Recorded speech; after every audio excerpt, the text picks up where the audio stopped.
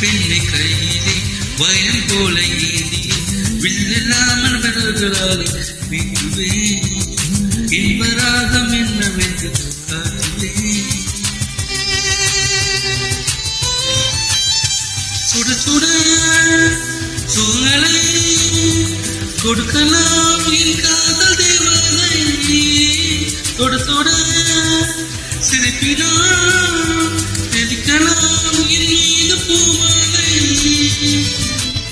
எங்கே எண்ணங்கள் ஒரு ஊர்வலம் போக கண் கண்ட உள்ளங்கள் ஓர் ஓவியமாக ஆனந்தம் ஆனந்தமை அவர் உலகலையே நெஞ்சில் விழுந்தானே